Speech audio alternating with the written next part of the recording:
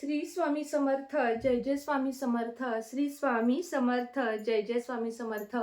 3 ते 4 दिवसांनी तुमच्या प्रत्यक्ष भेटीशी येत आहे. जुनेच व्हिडिओ अपलोड करत होते कारण व्हिडिओ करण्या इतका वेळ माझ्याकडे सध्या नव्हता. थोडी कामामध्ये बिझी होते.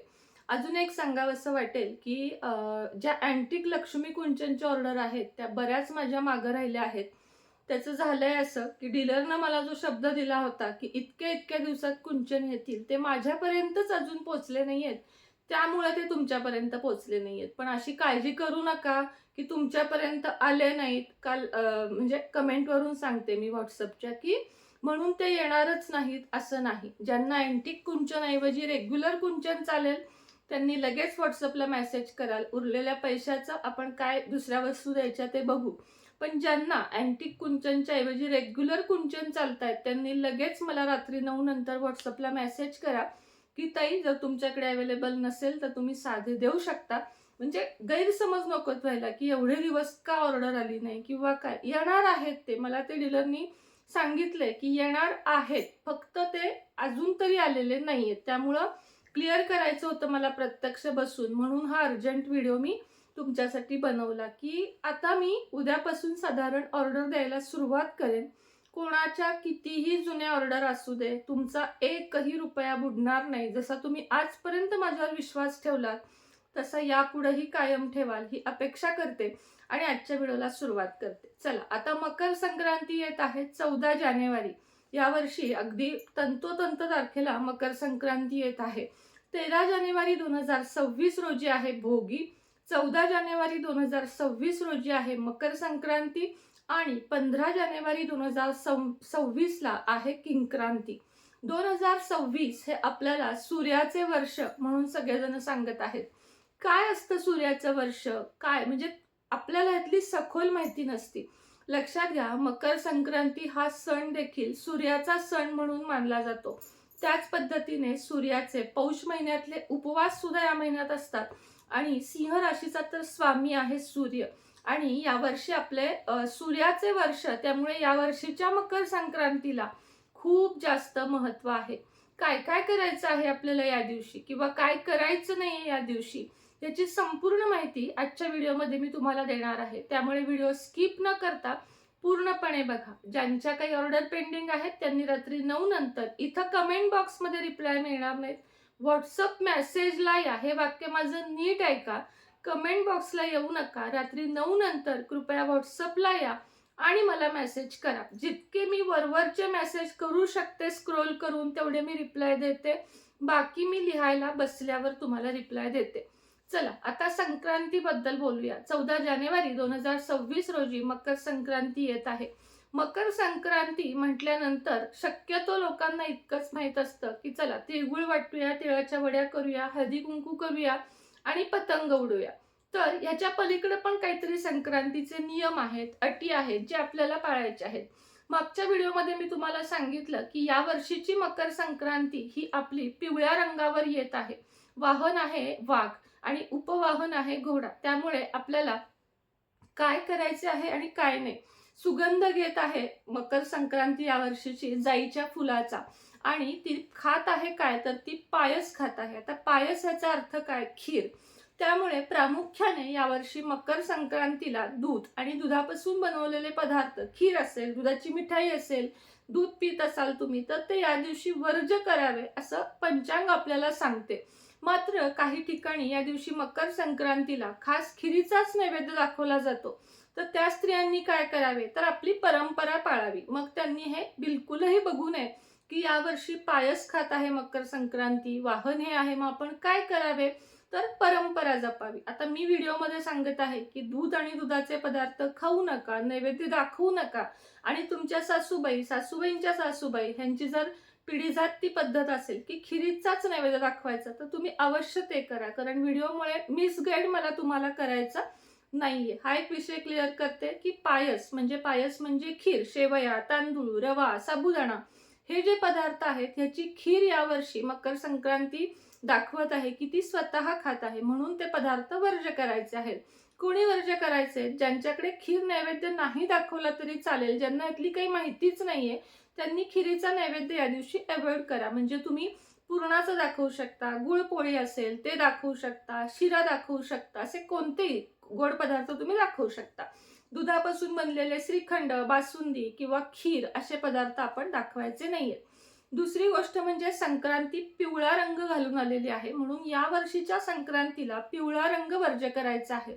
मग मुख्यत्वे करून संक्रांतीला नेसला जातो तो म्हणजे काळ्या रंगाची साडी, काळ्या रंगाचा ड्रेस, काळ्या रंगाचा शर्ट, हे या दिवशी आपण जास्त करून घालावे. आता यामागही शास्त्र काय आहे, तर थंडीच्या दिवसांमध्ये आपल्याला उभेची गरज असते. आपल्या शरीरामध्ये अत्यंत थंडावा निर्माण झालेला असतो आणि त्यामुळे काळ्या कपड्यामध्ये ऊब असते, ऊर्जा असते. म्हणून या दिवशी लहान मुलांना, आपल्याला सुद्धा काळे कपडे घालण्याची पद्धत आहे. तिळगुळ का खातात, तर तिळगुळ खाण्यामागचे पण शास्त्र आहे की शरीरामध्ये, हाडांना पोषक आहार मिळावा आणि इतर वेळेस जर उष्ण पदार्थ आपण खाऊ तर आपल्याला उष्णतेचा त्रास होतो. म्हणून आपण या दिवशी म्हणजे संक्रांतीपासून एक 15 दिवस पुढे रोज तिळगुळ खाल्ले जरी चालतात. तिळगुळ म्हणजे काय, साखरेचे नाही तर गुळामध्ये तीळ शिजवून जी बर्फी केली जाते, लाडू केले जातात, तिळाच्या वड्या ज्याला म्हणतात, ते खाण्याची पद्धत आहे. आणि काही ठिकाणी तर तिळकूट सुद्धा केला जातो. आता तिळकूट कसा केला जातो, तीळ भाजायचे, त्यानं काळे तीळ बरं का, पांढरे तीळ नाही, काळे तीळ भाजायचे आणि त्यामध्ये गुळाचा चुरा करून घालायचा. असा अगदी तिळकूट वाटला जातो. लाडू करत नाहीत, चिक्की करत नाहीत, काही नाही. हा खरा तिळकूट म्हणतात ह्याला. आणि हा वाटला जातो. जसं की तिळाची चटणी केली जाते, जवसाची चटणी, हे सगळं जर आपण या 2 महिन्यात थंडीच्या खाल्लं संक्रांतीपासून पुढे, तर आपल्या अंगामध्ये पाहिजे तेवढी ऊर्जा आपल्याला वर्षभर पुरते. आणि मग जे संधिवात असतील, इतर त्रास असतील, जे आपल्या लहान मुलांना आत्ता आपण खायला घातलं तर त्यांना पुढे जाऊन ते त्रास कमी होतात असं म्हटलं जातं. तर हे झालं शास्त्रीय कारण. आता बाकी तुम्हाला सांगते की या दिवशी तुम्ही पिवळे वर्ज्य करा, जसं सांगितलं नैवेद्य वर्ज्य करा. जाईजुईच्या फुलांचा वास घेत आहे, वर्ष चांगलेच जाणार आहे.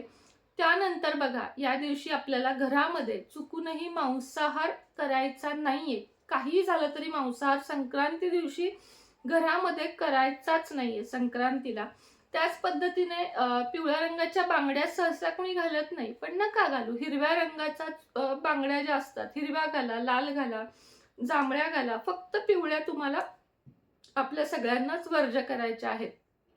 वाण काय द्यावे संक्रांतीचे, याच्यावर सुद्धा खूप छान व्हिडिओ केलेला आहे, अजून बऱ्याच जणांनी तो पाहिलेला नाहीये, तर नक्की करा. त्याच पद्धतीने या दिवशी घरामध्ये भांडण तंटा होणार नाही ह्याची सुद्धा प्रामुख्याने काळजी घ्यायची आहे. आता पतंगाबद्दल बोलूया. पतंग उडवणे ही खरं तर परंपरा आहे, मात्र पतंग उडवल्यामुळे आपल्या बऱ्याचशा मुक्या प्राण्यांचा जीव जातो. चिमण्या असतील, कबूतर असतील, पोपट असतील, स्वतंत्रपणाने उडणारे पक्षी असतील, यांच्या हातापायामध्ये मांजा अडकतो, त्यांना दुखापत होते. आता तर आपण बऱ्याच अशा रील बघतो की एक मांजामुळे पतंगाच्या एका व्यक्तीचे दोन्ही हात कट झाले आहेत. अशा पद्धतीचे नुकसान होणारे सण प्रामुख्याने आपल्या कुणालाही साजरे करायचे नाहीयेत. कारण त्याच्यातून जर एखादा मुका प्राणी मेला किंवा काहीही कुणाला नुकसान झाले तर त्याचे सगळे दोष आपल्या माथी लागणार आहेत. त्यामुळे पतंग मुलांना उडवून देऊ नका असं मी म्हणत नाही, पण जो काचेपासून मांजा बनवलेला असतो तो आपल्याला वापरायचा नाही. साधा दोरा किंवा थोडेसे खालच्या दर्जाचे जे मांजे मिळतात, ज्यानं तुम्हाला स्वतःला पण कट होणार नाही आणि इतरांना पण कट होणार नाही, अशा धाग्यांचे पतंग गंमत म्हणून उडवायला द्या. पण पतंग असे उडवू नका जेणेकरून लोकांना याचा त्रास होईल, एवढं मी तुम्हाला अगदी कळकळीची विनंती करते. मग संक्रांतीला जे तुम्हाला सांगितलेल्या आहेत या गोष्टी, त्या तुम्ही प्रामुख्याने पाळा. कारण हे 99% लोक ह्या चुका करतात की या दिवशी मांसाहारच केलाय, चला संक्रांत आहे, माहेरचे आलेत, इकडचे आलेत म्हणून मांसाहार केलाय. 99% लोक असं करतात की जाऊ दे, मकर संक्रांती म्हणजे काय, तर ठीक आहे चालतं. तर असं करू नका. आता सुगड पूजन कसे करावे, सुगडामध्ये काय काय घालावे, कोणते वाण दिल्याने काय फायदा होतो, याचा व्हिडिओ घेऊन मी लवकरच तुमच्या समोर येईल. बरं चला, आजच्या व्हिडिओमध्ये इतकीच माहिती होती. तुम्हाला अजून एकदा सांगते, कुंचनबद्दल रात्री मला सगळ्यांनी रिप्लाय द्या, अगदी नम्र विनंती आहे. आणि तुमची काहीही ऑर्डर असेल तर मला ऑर्डर पेंडिंगचे मेसेज करा. आता ह्याच्यावर पण काही लोक म्हणतील की हो आम्ही ऑलरेडी केलेले आहेत, तर त्यांचा जेव्हा नंबर येईल वर वर वर अशी मी जात, तेव्हा मी सगळ्यांना रिप्लाय देईन. निश्चिंत राहावा. आतापर्यंत थांबला, थोडंसं थांबा. घर सेट झालेलं आहे. आता आपण नवीन घरात राहायला आलेलो आहोत. त्यामुळे आता मला थोडंसं अजून काम बाकी आहे. मी बॅक साईड दाखवू शकत नाहीये तुम्हाला आता, कारण पसारा आहे घरामध्ये. खूप अर्जंट काही गोष्टी झाल्या. तेही अनुभव तुमच्याबरोबर मला शेअरच करायचे आहेत, की किती अर्जंट मी त्या घरातून या घरात आले, कधी आले, कशी आले. कारण तुमच्यापर्यंत मी सध्या नाहीच आहे. मी जुनेच व्हिडिओ अपलोड करत होते, जे मागच्या वर्षीचे वगैरे होते ते. त्यामुळं काय झालं नेमकी, किंवा का मला एवढं अर्जंट मी इकडे आले, कधी आले, मार्गशीर्ष महिन्यात आले का, किंवा काय जे तुमची प्रश्न असतील ते सगळ्याची उत्तरं सुनेत्राज लाईफस्टाईल या माझ्या चॅनेलवर मी देईन. कारण मला ना अनुभव सांगायचा आहे तुम्हाला, की स्वतःचं घर, भाड्याचं घर यातला फरक काय असतो ना, हा अनुभव तुम्हाला मला सांगायचा आहे. असे कटू अनुभव तुम्हाला जरी आले असतील तर मला अवश्य सांगा.